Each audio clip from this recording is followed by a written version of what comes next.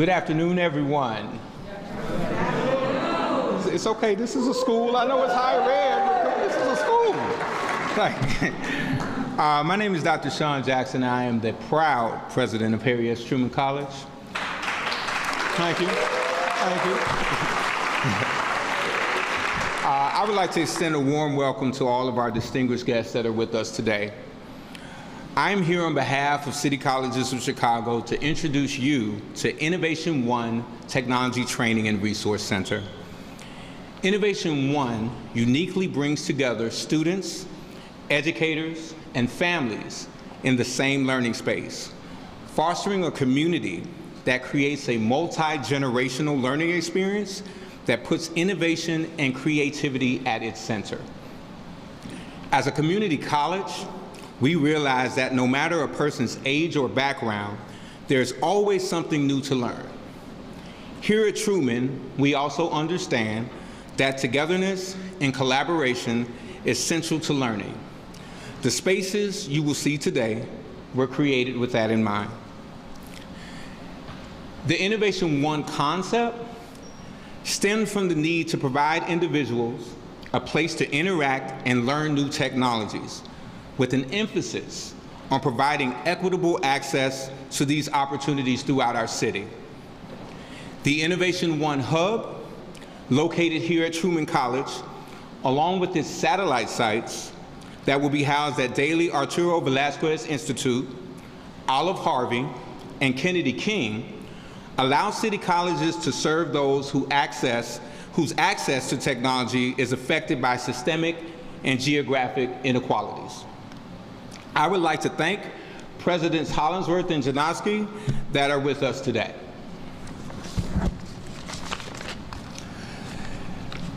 Just as city colleges are located across our city, our communities need equitable access to innovative technology and resources. We recognize we could not do this work without strong partnerships. We would like to thank Apple for its support of this endeavor through their community education initiative, as they have provided the tools to create a learning environment that allows us to support such a comprehensive and far-reaching approach. We also want to thank the strong leadership we have across the city that you will be hearing from today. Mayor Lightfoot, we would like to thank you for supporting the ecosystem that allows us to create and build needed resources for Chicagoans. Alderman Kappelman, thank you for your continued advocacy for education, Truman College, and the residents of Uptown. And the green bow tie. I said I could have had to say it. Sorry. We also want to thank CEO Martinez, welcome back to Chicago, and Commissioner Kanazi.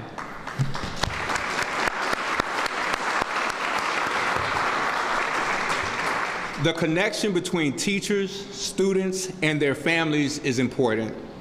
Your institutions are the heartbeat of our city, and we look forward to our continued partnership. Finally, none of this would be possible without Chancellor Salgado. Thank you, Chancellor, for your leadership and your partnership in building innovative programs and spaces to ensure equitable learning opportunities across the city. We hope you enjoy your visit to Innovation One and hearing our city's leadership. Before I turn it over to Alderman Kappelman, I would like to take a moment to introduce you to Innovation One.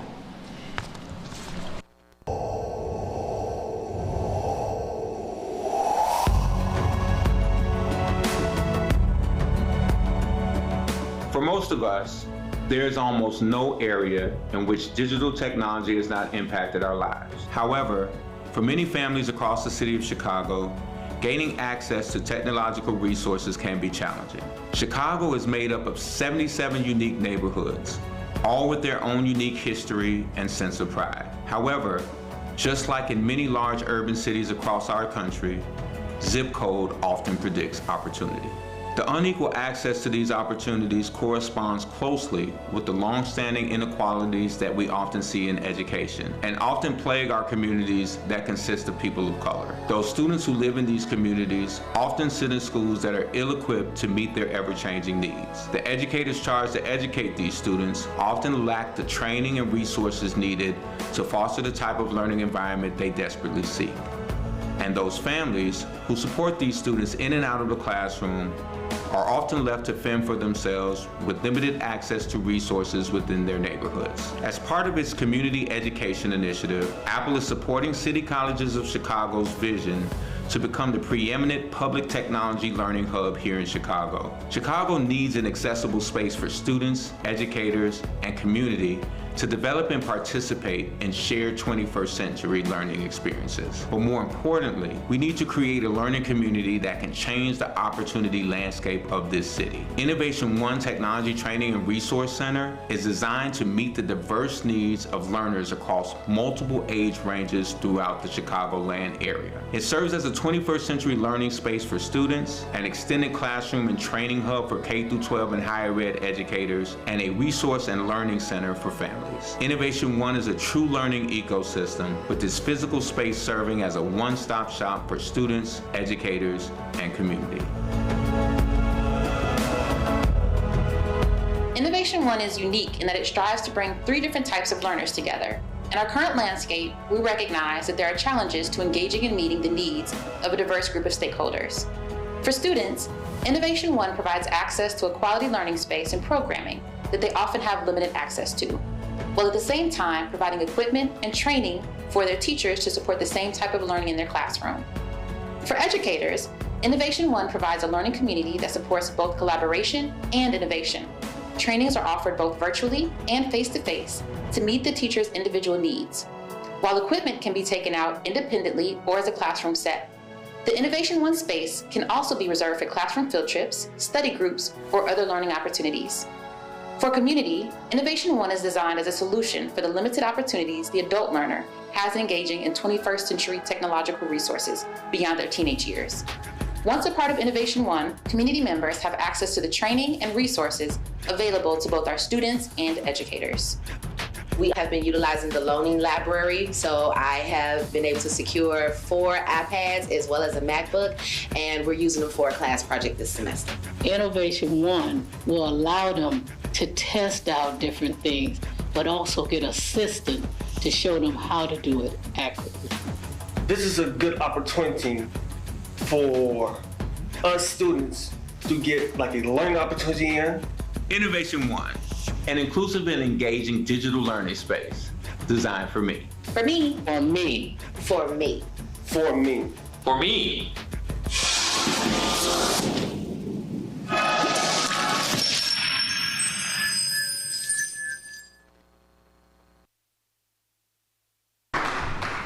Thank you, thank you. I'm Alderman James Kappelman in the 46th Ward. I want to welcome you to Uptown and to Truman College. You may have noticed the bow tie. I'll tell you a secret, it's not really a big secret. Dr. Sean Jackson is president of the Bow Tie Club. I was on probation, and he said if I did not wear this bow tie, I would be kicked out. So here I am. Many years ago, when I was a child, my dad died unexpectedly, and leaving my mom with 8 kids to raise on her own. And I remember when I graduated from high school, I told my mom, I want to go to college. And she said, great, you're going to have to pay for it. And with not much money, my first stop was a community college. And I wanted to get that Associate of Arts under my belt because I thought that may be as far as I'll ever get in my education. But that Associate of Arts degree helped me later on get the nerve and the determination to get that bachelor's, and 20 years after that, to get a master's. Back when I started community college, that was September 1971, 50 years ago. You do the math on my age. It was very, very different. Most of my friends did not go to college. And those that didn't, they got manufacturing jobs. A disproportionate numbers of people who are African American and Latinx, that's where they went to support their families. And we all know what happened with manufacturing jobs. They left. And communities were left grappling. They were left suffering. Institutional racism raised its ugly head and screamed loudly. Thankfully, city colleges of Chicago stepped up and started providing a lot of educational opportunities. They have over 4,000 faculty and staff serving 77,000 students on 7 different campuses and 5 satellite offices. What city colleges were like in 1971 and what they're like 50 years from now is a whole different world. But it had to be, because now we are in a different world. We're in a world of technology. But institutional racism is still here, and that it's still screaming loudly, and we have to address it. That means that we have to address inequity that exists in our society, especially for our African American community and the Latinx, and for women, especially women who are raising children on their own through a number of different circumstances. Innovation One, it really raises the bar on how it can prepare all of us. The fact of the matter is, we now know that when those who suffer the most, when we don't address their needs, our entire city suffers. We have to do it for the benefit of us all. So it's a lot of work. It's going to take all of us working together, and it also takes a mayor who's hard at work leading that charge. And so with that, I am very proud to introduce our mayor and my friend, Lori Lightfoot.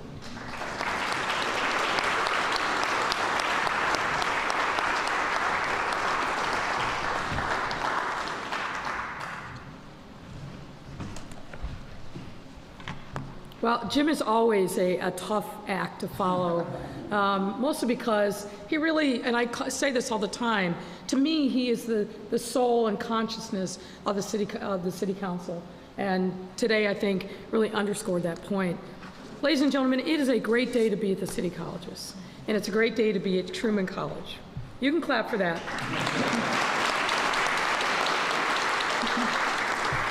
And I just want to note that we are standing in Larry McEwen building. And Larry, as many of you know, was an absolute pioneer on a number of different fronts, particularly being one of the first openly gay elected officials in our state. There's no doubt in my mind that I stand here today on Larry's shoulders, and I just want to give a shout out to him and his family and all who cherish his legacy for what he has done to make our city better. So it's great to be standing here with this important and exciting announcement in a building named after him. We're here today to unveil, as you saw, the city's latest commitment to closing the digital divide and providing our public schools and community colleges with the tools that our students need to serve them better, equitably, and connect them to high-growth career jobs. And you're going to hear this from me and others. There's not one job that I can think of that is a good-paying job where technology isn't at the heart of it.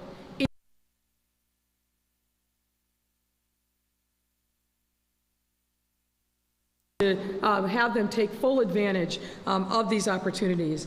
Joining me in this effort today, obviously you heard from President Jackson of Truman College, City College's Chicago Chancellor, Juan Salgado. Juan, I just got to tell you, he said this today, so I'm going to steal his line. This work is about partnership.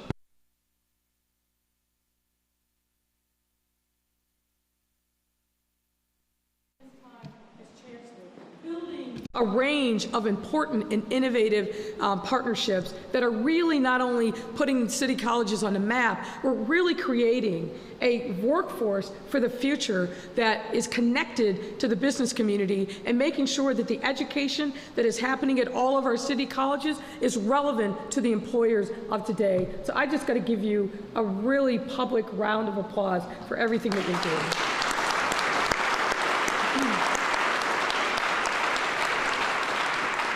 I also want to thank City College's trustee, Darrell Williams. Thank you and the Board of Trustees for everything that you're doing to support and really further the mission of City Colleges. CPS CEO Pedro Martinez hit the ground running. He understands that he's got to continue and deepen the partnership between CPS and City Colleges, and I don't need to say more about that because he gets it. He's hit the ground running, and I am extremely grateful and thankful that he's here in our city leading the charge at CPS. So thank you, Pedro. Also with us today is Department of Family and Support Services Commissioner Brandie Kanazi, also new in her current position, but a long-time public servant who has such a heart for the city and our residents. So thank you, Brandie, for being here. I'm also going to give a shout out to a couple of other folks that I just have to recognize so you understand this whole notion of partnership. Next up is Northwestern University Associate Professor for Learning Sciences, Dr. Nicole Pinkard. So Dr. Pinkard is a computer scientist by training, but the thing that she has specialized in for now many, many years is making sure that the tech community is in fact diverse, and particularly making sure that she creates opportunities for our young people. So Digital Youth Network, Digital Divas, it's all about making sure that Black and brown and Asian kids that aren't necessarily getting the kind of opportunities that they should in tech, have that opportunity through innovative programs that she's created. This program here is modeled after one that Dr. Pinkard helped create at the Chicago Public Libraries, U-Media, which has now become a national standard because of the work of Dr. Pinkard and her team. So, Nicole, thank you so much.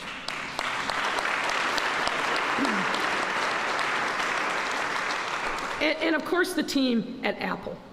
We wouldn't be standing here today without your contributions to City Colleges and really generally to our city. You've been great partners with us, but this initiative in particular is not only going to really bring innovation and diversity to the tech world, this site is going to be one of the go-to places in our city, and it's because of you. When you get an opportunity to tour it, you're going to see the innovation, the donation of equipment and time and services.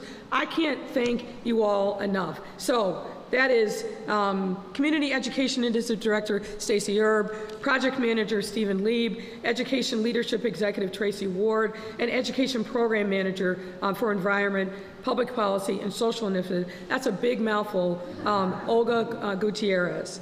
So thank you all from the Apple team. Now look, despite the many challenges that this pandemic has presented to our city, we've also begun to rapidly recover.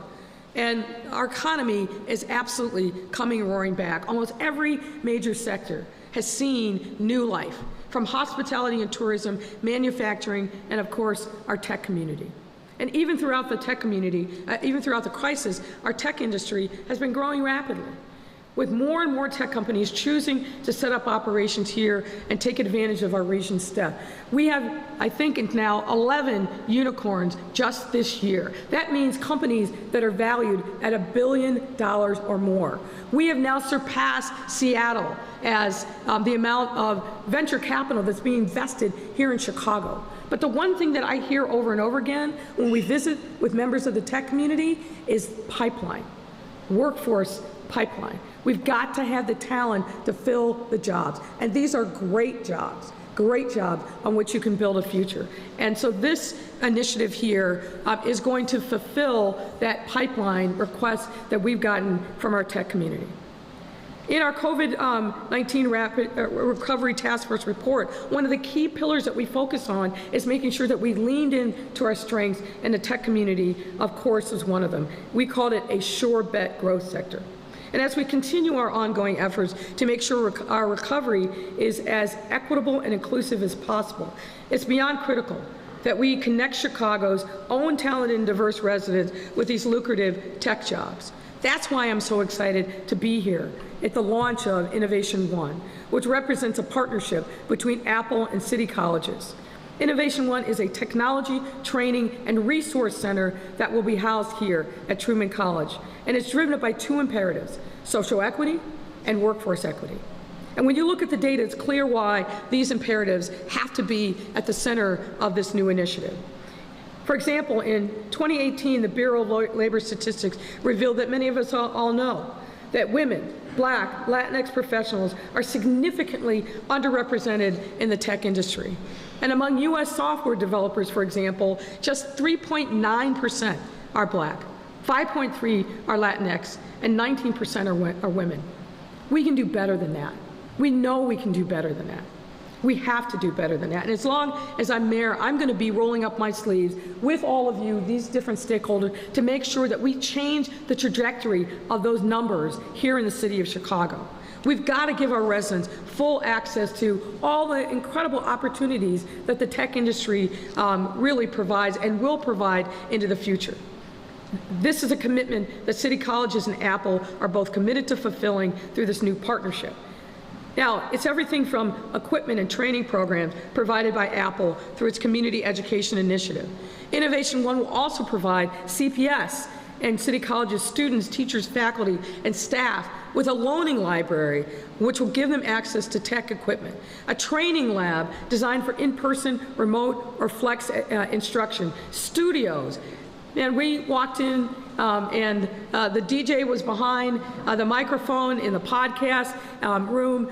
This is going to be so exciting for the students who are going to be able to express themselves creatively, but do it in a way with the backbone of instruction from the city colleges. And of course, because it's Apple, a discovery bar that reflects a professional IT work environment modeled after the Genius bars that you see in Apple stores. And importantly, a community hub. That I think is one of the most important features, opening up the city colleges to the community, not only for them to take advantage of the instruction and the technology that's there, but also have a meeting place for them to hold any kind of community discussions. So this is one-stop shopping that is provided right here in our community, Truman College, because of the partnership with Apple. And it will help learners of all ages gain the skills that they need to pursue their passions and reach their God-given potential, and build on Truman College's well-earned reputation as a place where students interested in technology careers can truly thrive. So there's more to be said, but I just want to say thank you to the entire team. Thank you for the partnership that is really going to put this initiative on the map. I'm excited to see what comes out of this. Our next great tech talent is going to be blooming right here. And we're going to be able to harvest that talent and then build upon it and reach for the next generation and bring them forward as well because of the great work that's going to come out of this innovation lab. So I'm excited, as you can tell. I'm passionate about this, and I just want to say thank you very much. And now I do want to bring up the leader of City Colleges, Juan Salgado.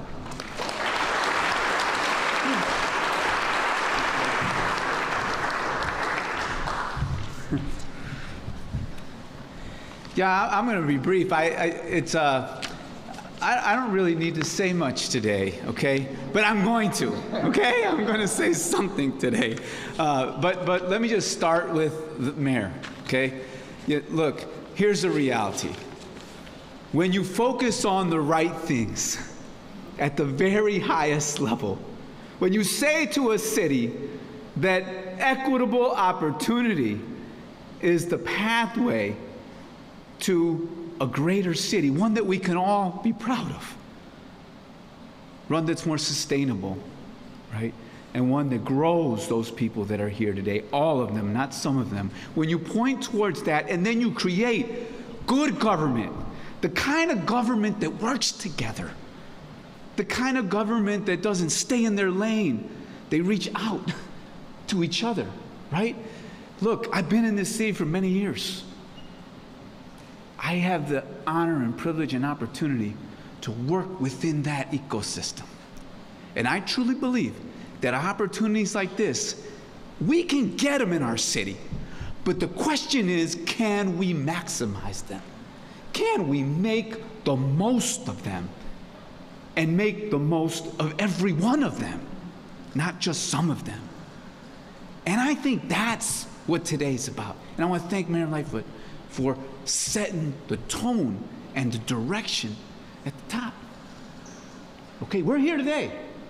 And I want to thank you, too, for having, our new CEO, Pedro Martinez, who bringing him back to Chicago to hit the ground running, because we are going to hit the ground running. And this is just this other opportunity that we have now to deepen and widen, not just our relationship, but also our impact. And, I want to thank Commissioner Kanazi, for your dedication, your efforts, and the many ways in which we have already been working together, and in your role previous at the FSS, and now in your even more important role, you've been in the center of this, right? You may be new to leadership at the top, but you've been there for a long, long time. I really appreciate you being here. But look, I have two major things that I want to do today. One, I really wanted to thank, Dr. Sean Jackson, president of Truman College. So I really wanted to thank you. President Jackson was my first hire, May 1st, 2017. When I was looking for someone for this campus, this is a Center for Excellence in Education. What I knew then and has been realized now is that if we had an educator, someone who was a science teacher in an elementary school, a principal, had worked in the district office, had spent time deep in the west side of the city of Chicago, not because he just taught there, because that's where he grew up. I understood then what I know now, that kind of transformational leadership with a little bit of support from me and his faculty and his staff and his colleagues, from across the district, that we could do great things on this campus and across this city. And so, look, I want to thank you for taking the opportunity, for bringing, this kind of innovation, and I want to thank you for extending it, to extending it to these other campuses, to Kennedy King and Olive Harvey and to Richard J. Daley's AVI Center, AVI Institute. I want to thank you because that is living the thing that we've been talking about at City Colleges of Chicago. We are 7 institutions strong. There may be one Truman, one Olive Harvey, one Daley, one Malcolm X, one Wilbur Wright, there may be one Kennedy King, right? There may be one Daley, but there are 7 colleges, and together we are stronger. And this exemplifies, right, that same mission that the mayor is sharing with us across the city, across departments, but also within City Colleges of Chicago. But look, the mayor said it, and I want to repeat it, the public sector alone can't do it alone. We simply don't have the technical capacity or the knowledge or the tools. We require these partnerships in order to be at our best. If we're truly going to hit the impact that we need to hit as a city and as societies in general, we're going to need the deep engagement of the private sector, deeper than ever before, so that we can compete for the future and so that everybody in our communities can compete and help us thrive. This is great news that the mayor shared about our ability to attract investment in this city. We want to make sure that every person out there, every young person, every adult that looks out upon that opportunity can see themselves in it. And it's when you bring, Apple, when you bring that kind of capacity to us, that you unleash that possibility. So I want to thank you so much from the bottom of our hearts at City College of Chicago for unleashing, that opportunity, and for also creating a creative space too. Our faculty, our staff, our president is inspired. Innovation is about inspiration. So I want to thank you too for bringing that inspiration to our entire environment. We will take this commitment to make sure that we spread that inspiration all across the city. And I'm very fortunate that I've got great collaborators like Commissioner Brandie Kanazi with the Department of Family and Sports Services that are going to do that with me. So, Commissioner?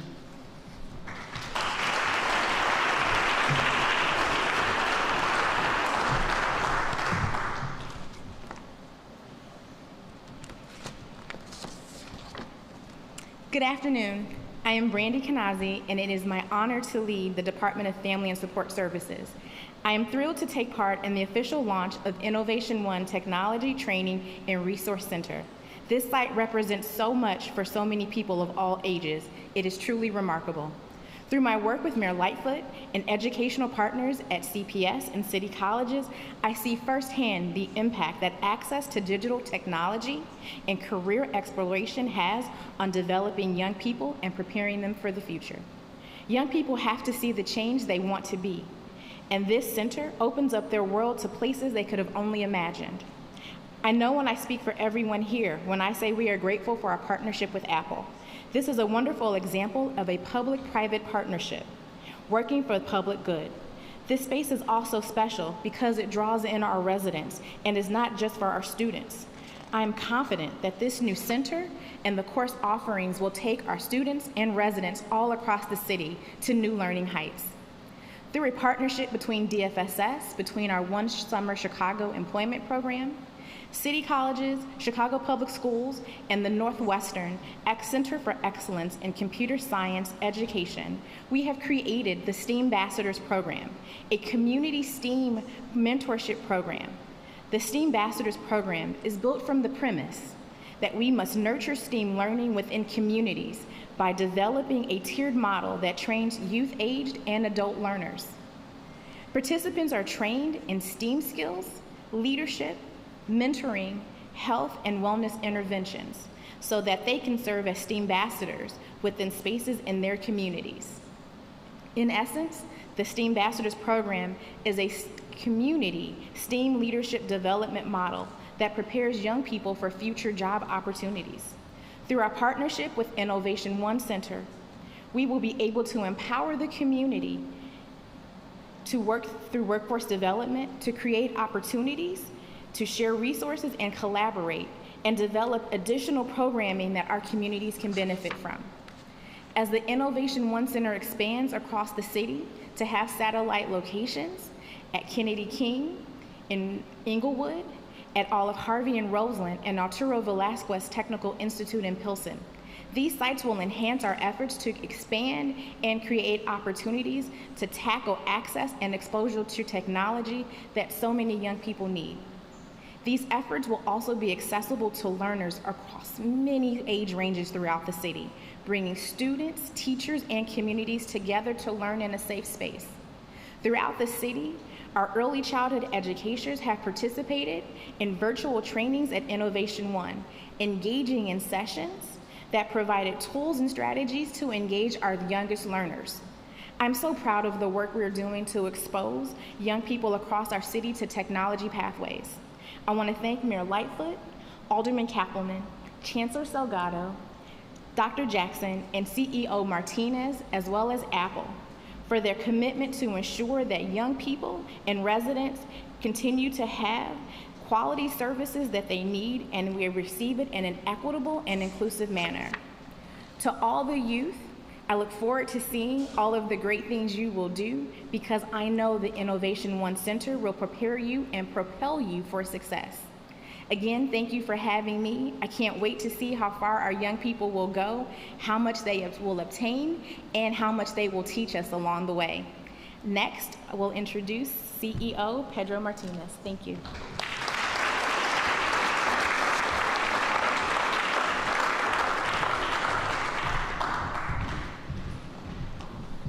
Thank you, Commissioner Kanazi.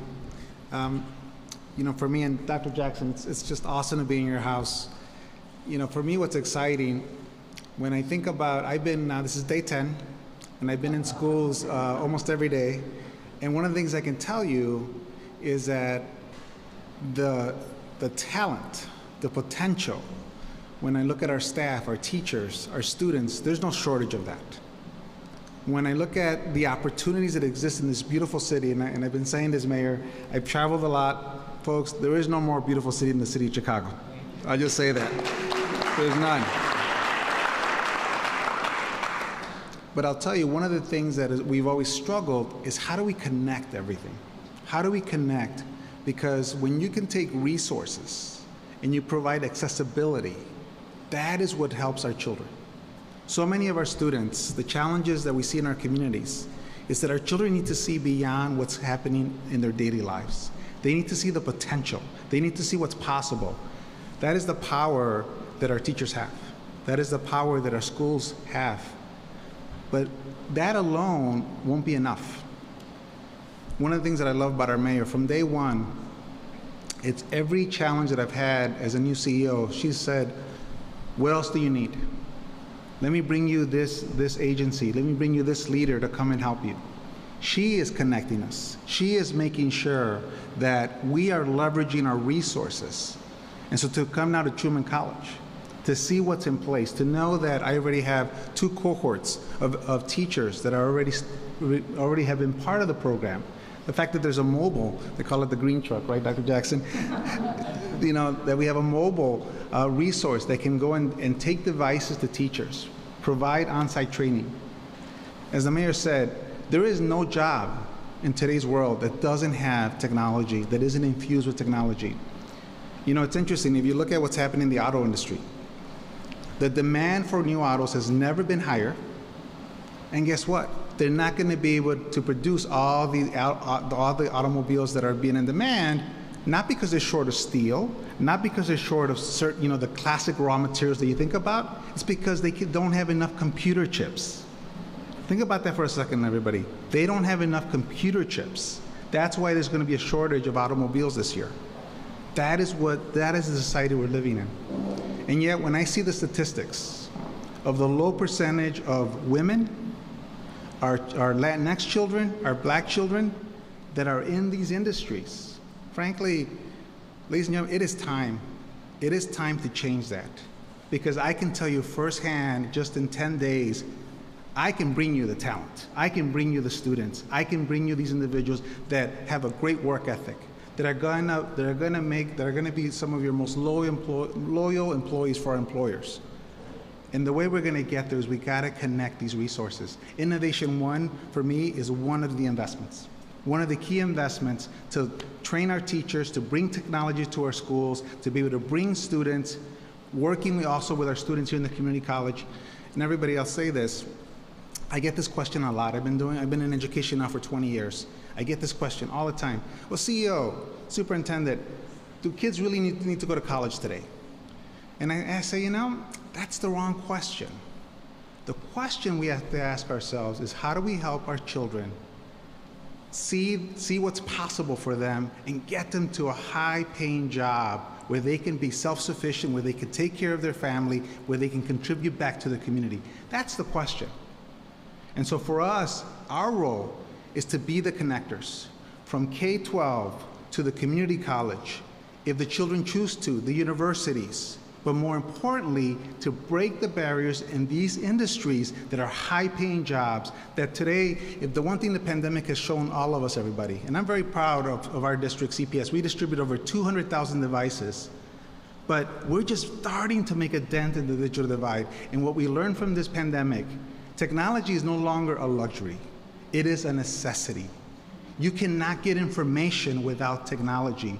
There's no job that exists that doesn't have technology, including, by the way, the trades, which I love. They're all infused. Have you seen what our plumbers do now? Have you seen what our electricians do now? Try to fix a car or a truck. It's infused with technology. And so for me, this is the beginning. Juan and I go way back, and one of the things we talked about is that we have to be joined together, making sure that our children are leveraging all of our resources, all of the resources of the community colleges. That is how we're going to make sure that our children see their pathways. And we have a leader, Mayor Lightfoot, who won't have it any other way. We know that already, because that's her vision. So again, thank you, Mayor Lightfoot. Thank you, Chancellor Salgado, Commissioner Kanazi, of course, Dr. Jackson, Alderman. Thank you for hosting us in our house, and of course to our Apple team. Innovation One is just the beginning, everybody. But again, thank you.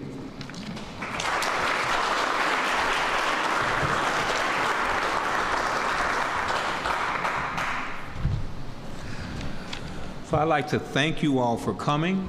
This concludes our formal remarks. I'm going to ask that you please remain seated here, and the mayor will lead us in any questions from the media.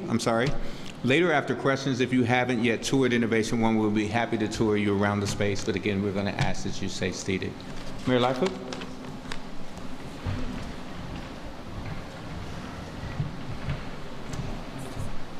Why don't we start with on-topic questions first, and then we can come back through any that are off-topic. Cesar, you want to tee it up? Sure. Anyone with on-topic questions? Yeah. All right, members of the media, we will be passing down the mic. 3 questions per reporters. My colleague Alejandra has a mic, and we'll kick it off with Mariano Gilis from Univision. Hello, Mayor. The question has to do with John Catanzara, the president of FOP, and the message he sent yesterday to the members of his union of anti-vaccination and all it means, given that we are so close to the deadline on Friday. What's the answer from the city? Well, look, I've seen some of the messaging from the FOP president, but really what we're focused on is making sure that we maximize the opportunity to create a very safe workplace. Police officers, firefighters, other folks that are on the front lines every day interacting with the public, it makes sense for them to get vaccinated. You've seen this nationally. There have been a number of reports that were put out even as recently as today. The #1 cause of death in 2020 of public safety officers, policemen, is COVID-19. In our city, we buried 4 police officers last year. We just memorialized their star. All 4 of those individuals died of COVID-19. We have people that are struggling right now in hospitals. The message should be, get yourself vaccinated. We know the statistics. You are multiple times more likely to die of COVID-19 if you're not vaccinated. So the data is very clear. It's unfortunate that the FOP leadership has chosen to put out a counter narrative, but the fact of the matter is, if you are not vaccinated, you are playing with your life, the life of your family, the life of your colleagues, and members of the public. So we urge every member of law enforcement, police, fire, OEMC, but also all of our city workers to get vaccinated. That is the only way that we can maximize the safety of our workplaces. Now, according to Catanzara, about 50% of the members of his union could be not working next weekend. Is that possible? Well, we'll see what happens. You know, John Catanzara says a lot of things, a lot of it offensive and racist and foolish. But we'll see what happens. We'll be prepared for any eventuality. But again, our message is to the members, protect yourself, protect your family, protect your partner, protect members of the public, get yourself vaccinated. We don't want to lose any more police officers for COVID-19 deaths when a life-saving vaccine is readily available. All right, Mariah Wolfo, WBZ, Mayor. Good afternoon. Good afternoon. Good to see you. Will employees who don't get vaccinated by the end of the year be fired? And also, does the option to test twice weekly include CPS employees? I'm sorry, I didn't hear the last part of your saying. Does the option to test twice weekly in the meantime include CPS employees? Well, I'll defer to CEO Martinez on the second part of the question. We're obviously focused on city employees and not sister agencies, but obviously we've encouraged all the sister agencies to follow our example. As you know, CPS also announced in agreement with the CTU that all CPS employees would be fully vaccinated by October 15th. Look, I might want to talk about the consequences of what happens if somebody doesn't do this or doesn't do that. We really want to focus on the positive. Get yourself vaccinated. Make sure you register. There's a deadline for that. We've sent out very explicit messaging and communications to our city workers, but the emphasis should be on getting as many people vaccinated all across our city, including our city workers. Okay, and then a couple of questions on Mike Kelly. Can you outline the factors that led to your decision to call for his resignation? Did you go to the Parks Board meeting intending to do so, or was there something you heard in that meeting that influenced your decision? Well, as I've said, I believe that it's still important for the investigation involving the Park District and the life guard program to be completed and be completed expeditiously. But there was information that came to me in the last week that made me convinced that Mike Kelly would not be able to continue on as CEO. The emergency meeting of the board had already been called at the time that I determined that we needed to make a change, so I joined that meeting at the end. What transpired beforehand did not influence my recommendation to the board. Can you share that information, just to follow up on that? Well, I think some of it obviously has to do with the ongoing investigation, so I don't want to get into that here, but it became clear, and his response, that it was time for new leadership at the Park District. Okay, and then what's the future of Avis Lavelle? You know, the Park District Board has also been accused of interfering in the IG's investigation, yet this board is the one who's going to choose a new interim CEO. Well, I think that we had to take one thing at a time. It's important for us to stand up new leadership. I've made a specific recommendation to the board about that, and I believe that they're acting on that as we speak. WGN. And I don't know if CEO Martinez wants to answer more on the CPS question.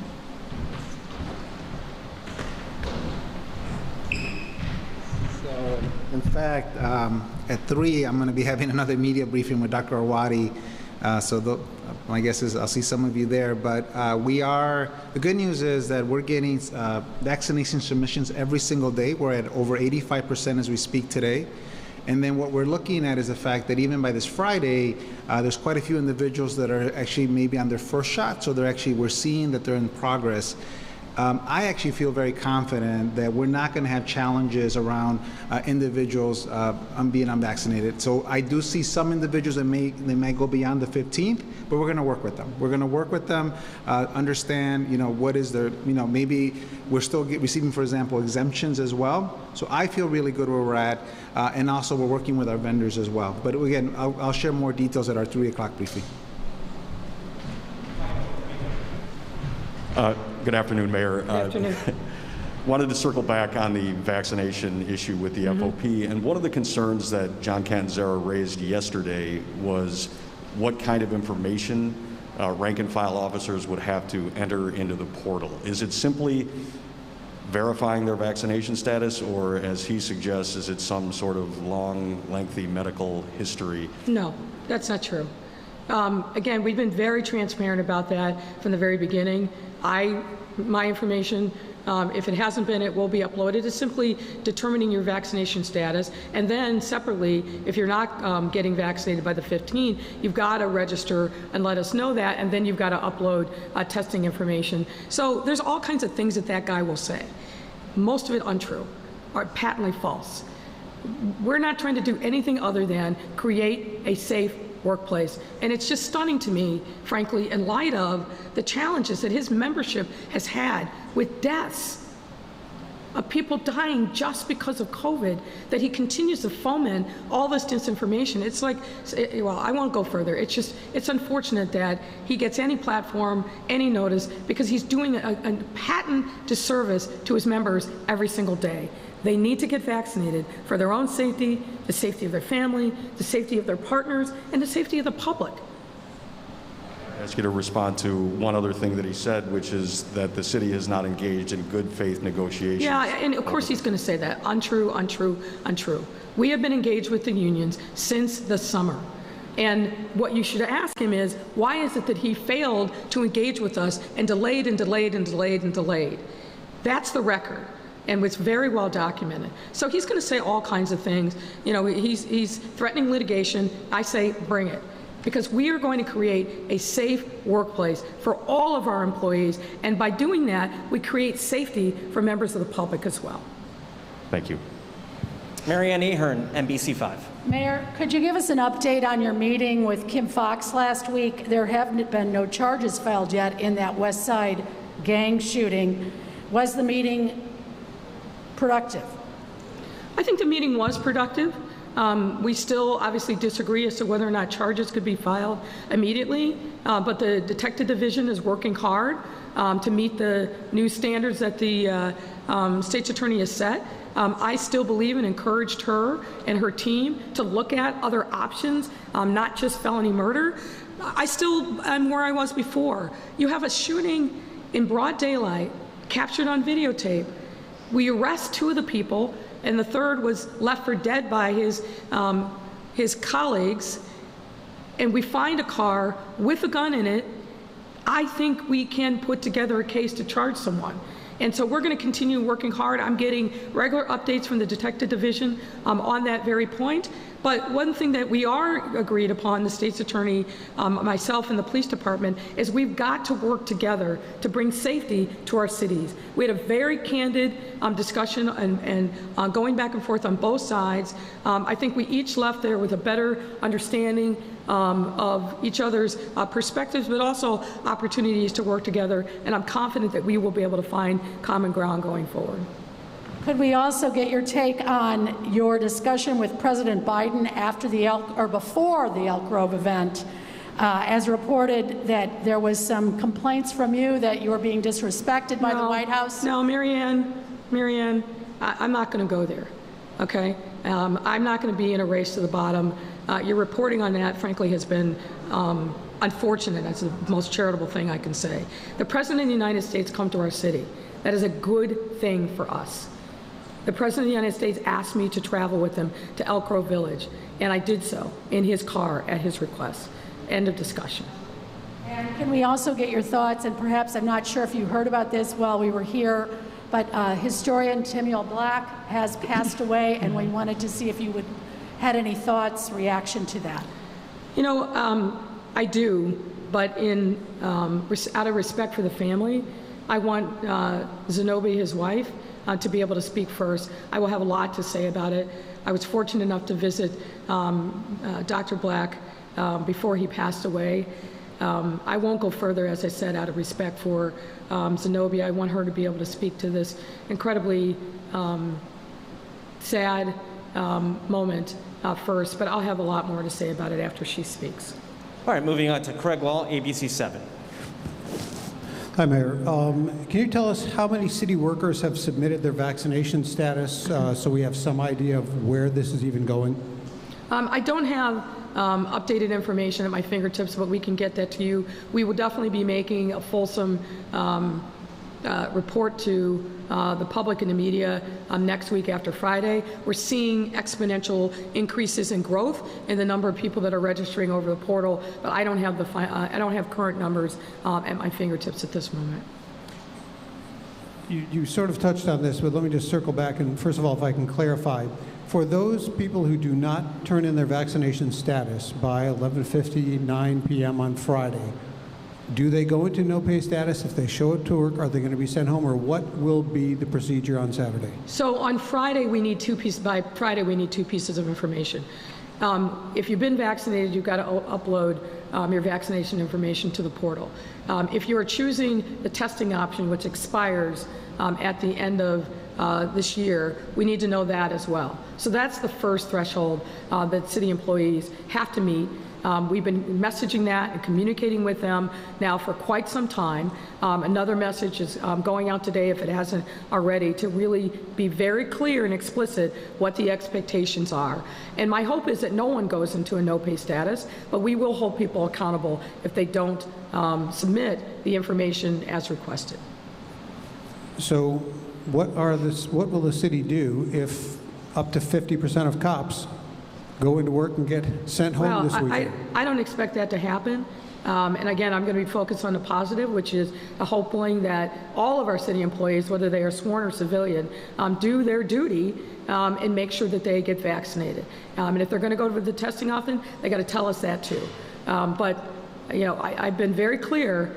The only way that we can maximize safety in our workplace is to get people vaccinated. I believe that as a city government, we've got to lead by example. We've seen lots of examples of the private sector, individual businesses, venues, making, I think, the right choice to say that you have to be vaccinated in order to work here. You have to be vaccinated in order to go in these spaces. So we're trying to do everything that we can. That's why we started and made this announcement back in August and gave people plenty of time to get themselves vaccinated, to make the choice, the right choice, I hope, for them and their families. But the only way that we can make this real is we've got to hold people accountable, and we are absolutely prepared to do that. But my hope is, as we've seen, the increases in the number of people who are signing up, registering in a portal, and also getting themselves vaccinated, that people are recognizing this is the only smart option, only safe, life-saving option for them and their families. I had a couple of questions from Amy Jacobson, who had to leave. She wonders, have you ordered Superintendent Brown to cancel police officers' days off and put them on 12-hour shifts? No. Also, as you know, a 14-year-old student from Phillips High School and a security guard were both shot multiple times yesterday. Is it time to put police officers back in all high schools and take that choice away from the local school councils? No, I believe very strongly in the necessity of local school councils making the decisions that are right for them in their schools. And to be clear, my understanding of what happened is the school security guard, which is not a SRO, opened the door and then somebody came and shot. So under those circumstances, I think we've got to be careful about deciding what is and what isn't the best resource there. Obviously, we take all this seriously. There's an active investigation going on by the Detective Division, and I don't want to get ahead of the facts. But look, the bottom line here is we have to have more accountability by the courts. I don't know about you, but I don't want to live in a city where murderers, shooters, rapists, and other people are out on bond or electronic monitoring because the courts won't step up and do the right thing. All that does is delegitimize the accountability that must be a component of criminal justice. If we're not taking responsibility to make sure that people who have clearly demonstrated that they are violent should not be out on the street, that's a thing that we've got to take to the courts, because they are making that decision every single day to put these violent people back on the street when where they should be is locked up, and they should get a speedy trial, and we've got to reopen the criminal trials in this county. You know, people ask, what more can I do? Unlike the mayor of New York or in other circumstances, I don't control the budget of the courts, the prosecutor, or the jail. What I need is help from all of you to say, in this city, we must have accountability. If we don't have accountability in the criminal justice system, the brazenness that we have seen is just going to continue. Some people shouldn't be out on the streets. It sends the wrong message to victims, it sends the wrong message to witnesses, and it makes our city and our neighborhood less safe. Murderers, shooters, rapists should not be out on pretrial release. Period, full stop. It makes our city less safe, and the courts are responsible for that, and they've got to be accountable. One last thing I'll say. Tomorrow is Democratic slating day for the judges. I ask every committeeman to ask every single criminal court judge that comes before you, what is your practice? What is your policy? Are you letting people that are charged with violent crime out on bond? And if so, I hope they will not support these individuals. Everybody has to step up. I wear the jacket, we all have to wear the jacket, and the judges should not get a pass. Last reporter of the day, Joe Wood, The Block Club. Hi, Mayor. There was a new study released recently showing a large disparity in who is ticketed in the city for biking offenses. The study shows that bicyclists in majority African-American neighborhoods 8 times as likely to be ticketed than those in white neighborhoods. What's your reaction there, and how can we address this inequity? Well, I'll say to you the same thing that I always say when somebody says there's a study that says X. I haven't read the study. There's always nuances. Obviously, if there are disparities in the way in which ticketing is done, it's something that we have to look into. But not having read the study, I'm not going to speculate about hypotheticals in this context. But we'll certainly take a look at it. Thank you very much, Mayor. That's a wrap, everyone. Have a great day. Thank you.